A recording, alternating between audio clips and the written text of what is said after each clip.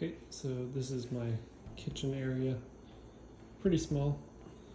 We've got tons of lighting, but at night you can get it pretty dark. Let me turn the lights on. So I have these motion activated LED lights underneath that are rechargeable.